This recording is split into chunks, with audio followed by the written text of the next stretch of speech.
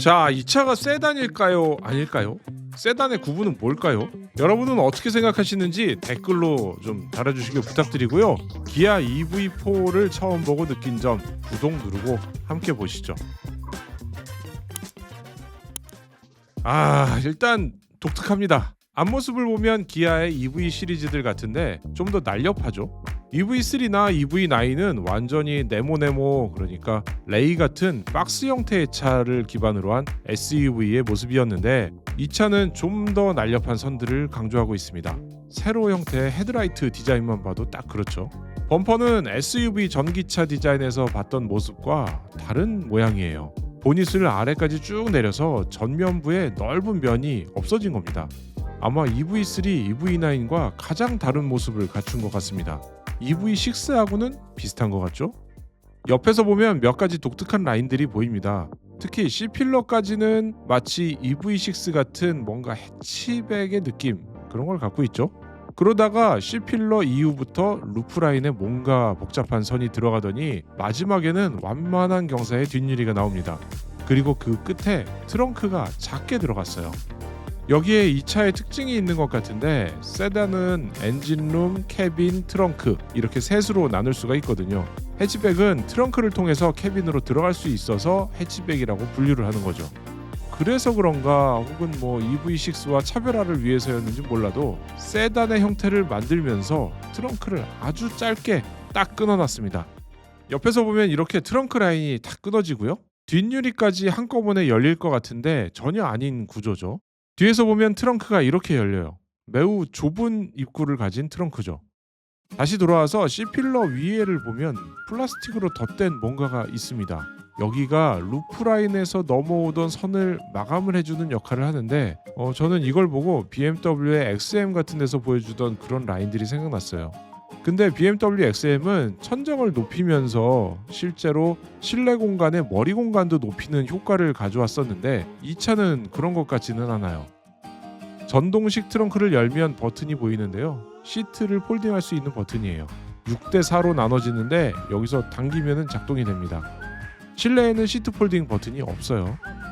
트렁크의 안쪽은 대략 아이폰의 측정 기능으로 측정을 해보니까 1.36m 정도 나옵니다.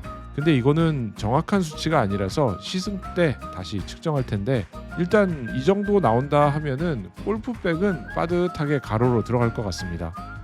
이 트렁크의 좋은 점은 여기 있는데요. 천장 부분까지 마감을 아주 깔끔하게 해놨어요. 이게 어지간한 차들은 여기에 철판이 그대로 드러나기도 하고요. 스피커의 뒷면이 그대로 보이기도 하는데 이렇게 아주 고급 차처럼 마감을 하고 있습니다. 여기도 물론 불쑥 나온 곳에는 스피커가 들어있긴 한데 제가 손으로 만져보니까 여기도 마감 잘 해놨더라고요. 트렁크 바닥을 열면 작은 공구나 물품을 넣을 수 있는 공간이 있고요. 타이어 수리킷이나 예비 충전기 같은 것들이 들어갈 수 있겠네요.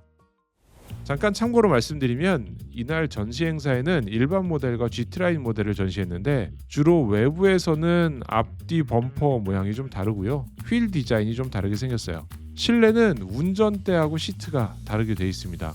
이걸 감안하고 이제 실내로 들어가 보시죠.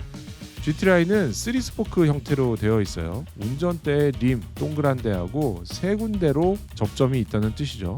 일반 모델은 투스포크 형태인데 이게 투스포크라고 하기에는 굉장히 넓은 중앙 구조물을 갖고 있기 때문에 모양상 완전히 달라 보이고요. 드라이브 모드 버튼들의 위치들도 조금씩 다르게 되어 있습니다. 컬러 구성은 여러 가지가 있는데 이것도 옆에 전시를 해놨습니다.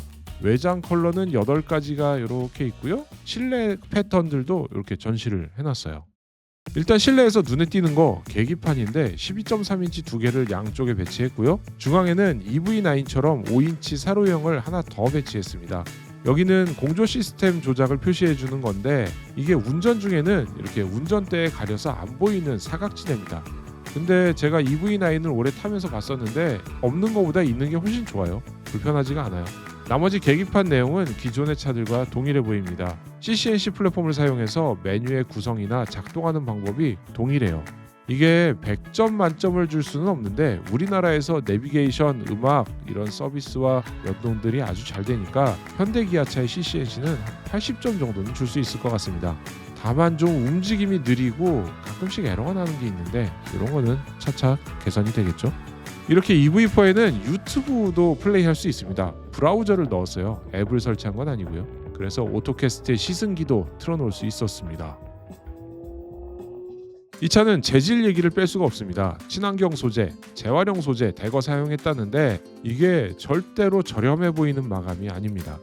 분명히 기어 노브도 플라스틱인데 컬러나 촉감이 저렴하지가 않아요.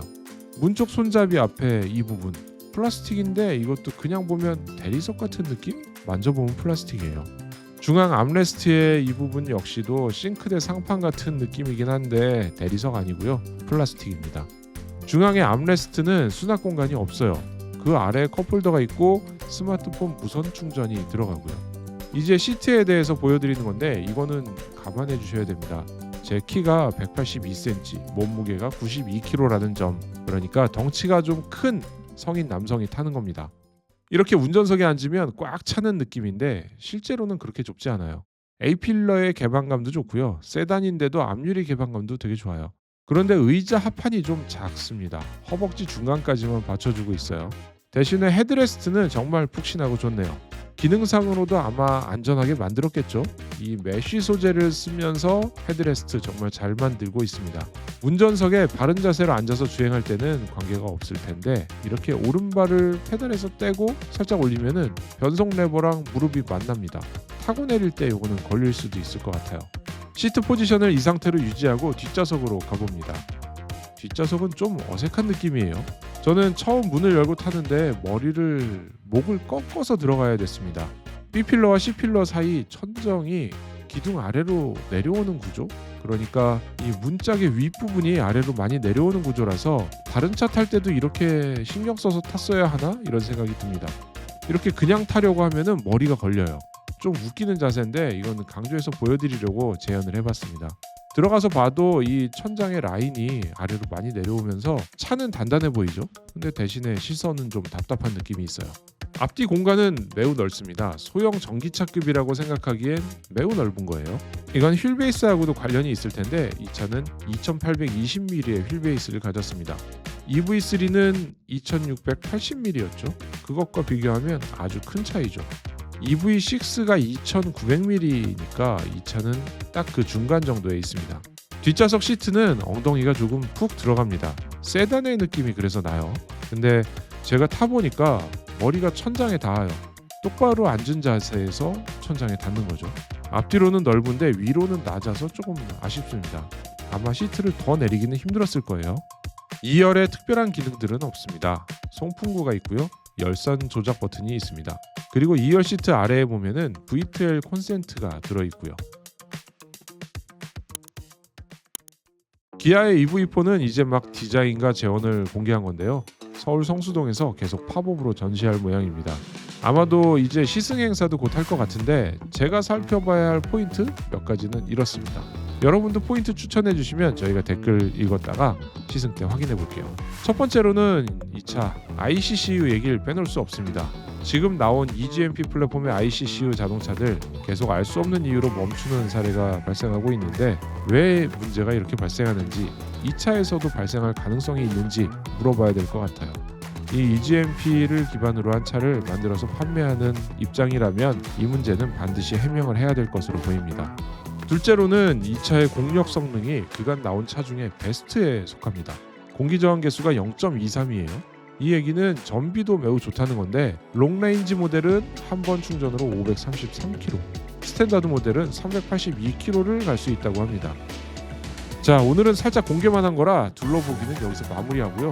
구독 눌러주시면 앞서 말씀드린 궁금한 점 해결하는 영상으로 다시 찾아뵙겠습니다. 지금까지 오토캐스트 이다일입니다. 감사합니다.